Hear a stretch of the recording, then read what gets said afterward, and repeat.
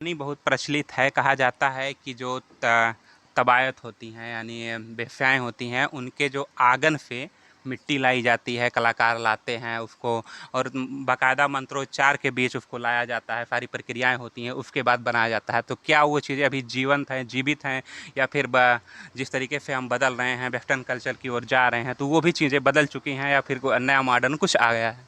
शिकारों की स्थिति एकदम दयनीय स्थिति हो गई है। जी। कोई ये कार्य कर रहा है वो मजबूरी वश कर रहा है, नहीं तो ये कार्य में कोई दम नहीं है, कोई करना नहीं चाहता। मैं समझता हूँ आने वाले दिनों में जो नए जनरेशन है ये काम को करने से हिचकिचेंगे, क्योंकि बहुत मेहनत का काम है। सभ्य समाचार, इतिहास के पन्नों से विकास के पथ तक।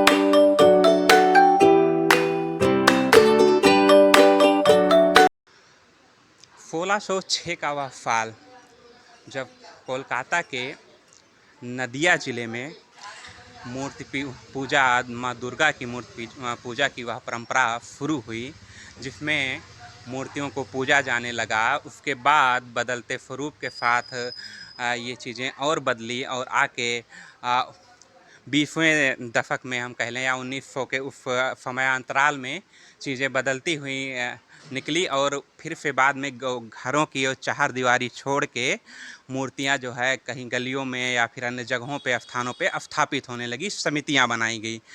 तो सभ्य समाचार में आपका स्वागत है। आज हम पहुंचे हैं वाराणसी के मिनी बंगाल में। मिनी बंगाल यानी ये बंगाली टोला है।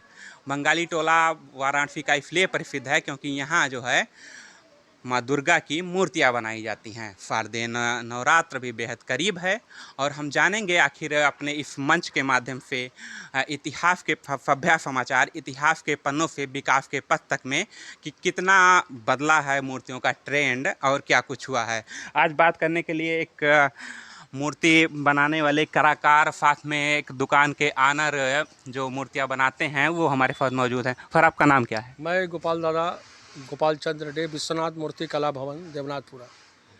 सर, अभी तक जो मान लीजिए ये जो शुरू हुई थी, अब किस शैली में मूर्तियाँ बनाई जाती हैं अभी और पहले किस शैली में बनती थी? हम कहते हैं कि सारी चीज़ें बदल रही है, हमारा देश बदल रहा, बनारस बदल रहा है, मूर्तियों में कितना बदलाव देखा जा रहा?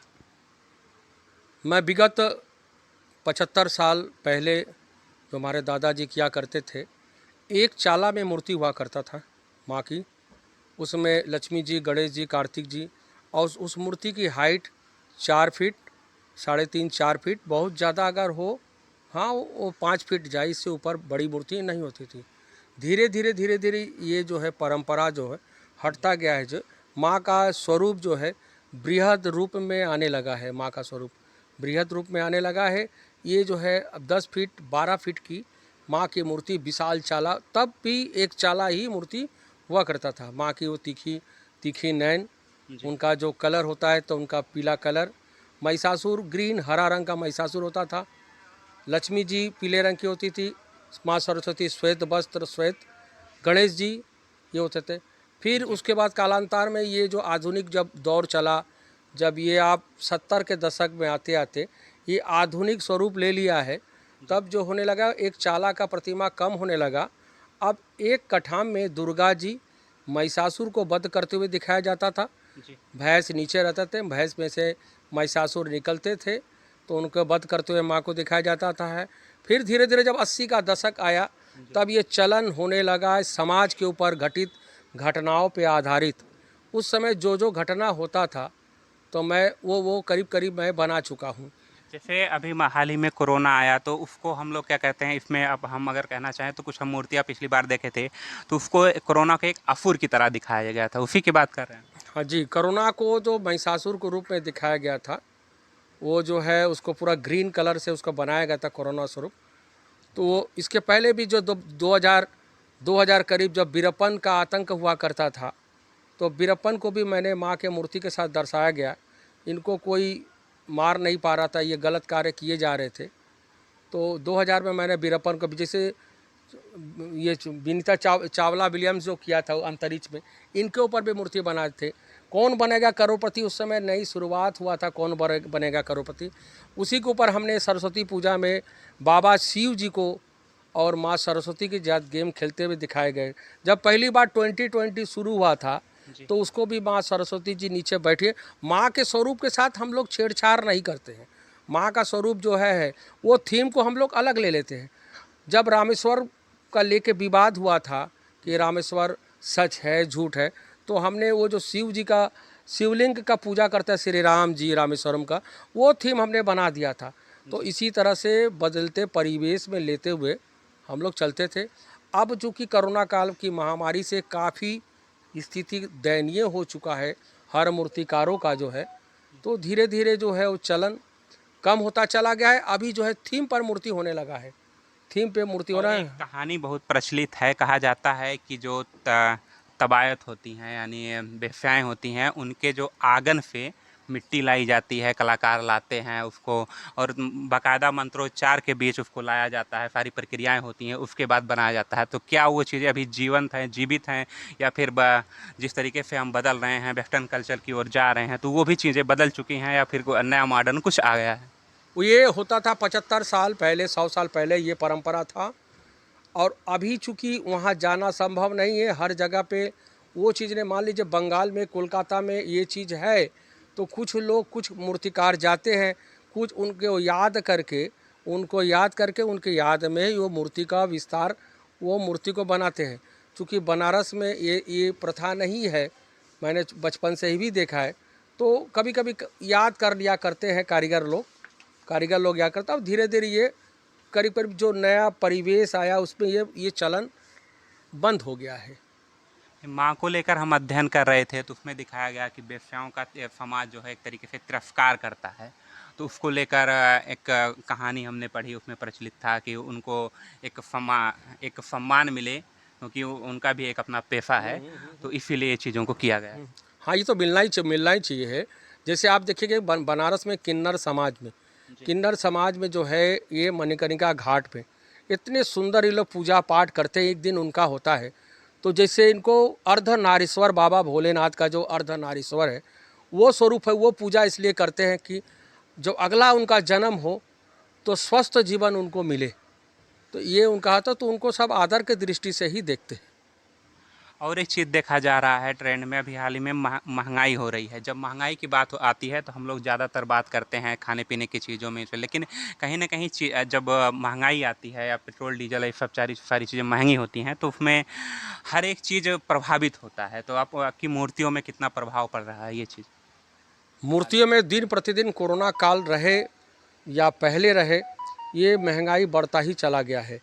और उस मद में संस्था के मद में वो बजट उनका फेल हो जाता है। मूर्ति के मामले में वो अपना बजट फेल हो जाते हैं, वो जो है अपना पैसा नहीं बढ़ाते हैं। मतलब ये स्पष्ट करना चाहेंगे कि वो लोग मूर्ति को लेकर कम पैसे खर्च करते हैं और जो ये नई नई झालरें आ रही हैं और वो सजावट के जो साजो सज्जा के सामान है उस पर वो खर्चा ज़्यादा कर रहे हैं, मूर्तियों में कम पैसा निवेश कर रहे हैं। हाँ, ये तो सच बात है कि मूर्ति के मद में उनके पास पैसा नहीं के बराबर है, क्योंकि उनका भी अपना बजट होता है। ये 2 साल से जो कोरोना हुआ उसमें से पूरे मूर्तिकारों की स्थिति एकदम दयनीय स्थिति हो गई है। जी। कोई ये कार्य कर रहा है वो मजबूरी वश कर रहा है, नहीं तो ये कार्य में कोई दम नहीं है, कोई करना नहीं चाहता। मैं समझता हूँ आने वाले दिनों में जो नए जनरेशन है ये काम को करने से हिचकिचेंगे, क्योंकि बहुत मेहनत का काम है।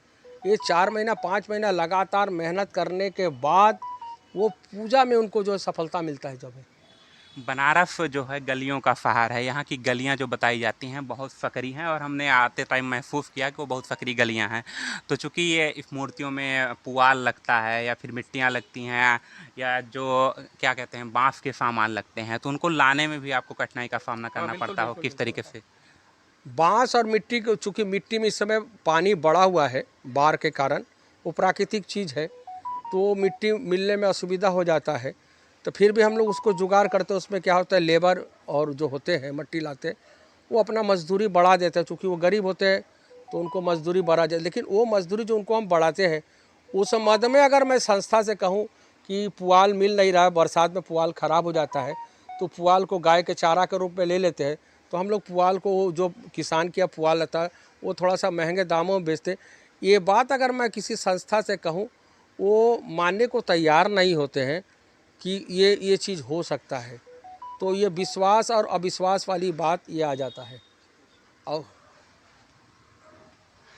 तो ये कहानी है मूर्तियों की। माँ की महिमा जो है अपरंपार है अपने आप में, लेकिन जो परंपराएं हैं पुरानी, जो तवायतों के घर से मिट्टियाँ उनके आंगन से लाई जाती थीं, बदलते परिवेश के साथ, बदलते भारत के साथ, आज जब हम बात कर रहे हैं इतिहास के पन्नों से विकास के पथ तक, तो इस विकास के पथ में बहुत सारी चीज़ें आप बदलते देख रहे हैं। क्या बदल रहा है?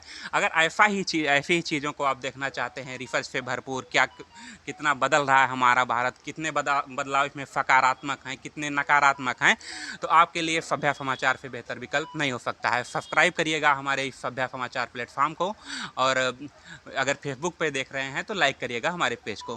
बहुत बहुत धन्यवाद। मैं क्षितिज यादव।